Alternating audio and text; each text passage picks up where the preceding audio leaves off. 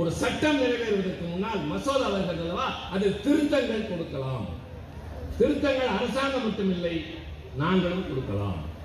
அப்போது திராவிட முன்னேற்ற கழகத்தை சார்ந்த திருச்சி சிவா 3 திருத்தங்களை கொடுத்து, நன்றாக கேளுங்கள்.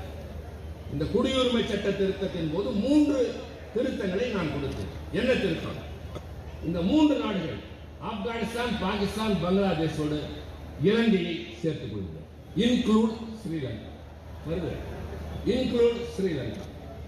அடுத்து இந்த 5 மதங்கள் வருகிறது அல்லவா, அதோடு இன்க்ளூட் முஸ்லிம்ஸ். மூன்றாவது மத ரீதியாக துன்புறுத்தப்பட்டிருக்கிறது அல்லவா, இன ரீதியாக என்று சேர்த்துக் கொள்ளுங்கள். ரிலிஜியஸ்லி பர்சிக்யூட்டட், அதோடு எத்தனிக்கலி பர்சிக்யூட்டட் என்றால் என் இலங்கை தமிழகம் இதில் வந்துவிடுகிறார். 3 சொற்கள் தான். கவனியுங்கள், பேசுவது திருச்சி சிவா அல்ல, திமுகவின் சார்பாக அங்கே வாதாடி கொண்டிருக்கிறார். Include Muslims, include Sri Lanka, எத்தனிக்கலி.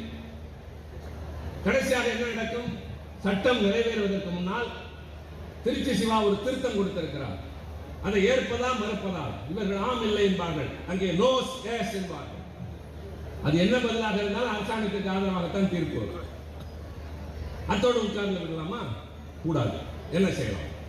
உங்களுக்கு தெரியும், ஒரு தனிநபர் மசோதா திருநங்கைகளின் நலனுக்காக நான் கொண்டு வந்தது 45 ஆண்டுகளுக்கு பின்னால் நாடாளுமன்ற வரலாற்றில் நிறைவேறியதற்கு காரணம் நின்ற உறுதி, போராடிய தன்மை.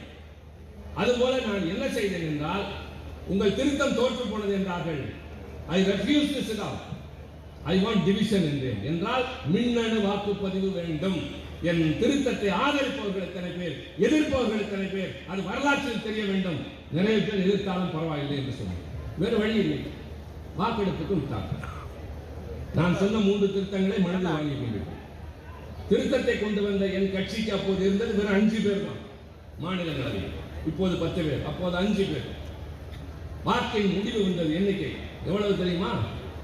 நமக்கு ஆதரவாக 99,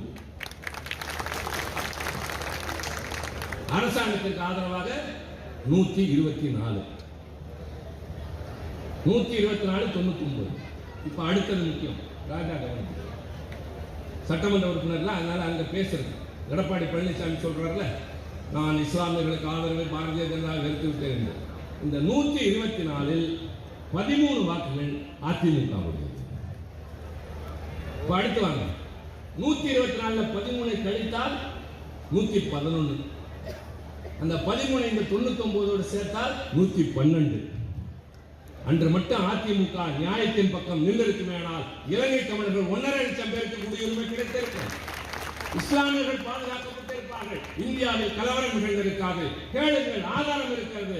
மேடையில் வந்து வாய்க்கு வந்ததை பேசுகிற பழக்கம் இல்லை, அங்கே பதிவிலும் இருக்கிறது, எங்களுடைய கையிலும் இருக்கிறது. ஒரு மிக முக்கியமான காலகட்டத்தில் ஒரு மோசமான சட்டம் நிறைவேறுகிற போது, அந்த சட்டம் நிறைவேறுவதற்கு பாரதிய ஜனதா முயன்றிருக்கலாம், ஆனால் அது நிறைவேறுவதற்கு பக்க பலமாக இருந்தது அதிமுக என்ற கட்சி. மறந்து விடாதீர்கள், மன்னித்து விடாதீர்கள். வெளியே வந்துவிட்டோம், அதனால் எங்களை ஆதரவுகள் என்று சொல்லலாம், கிடையாது.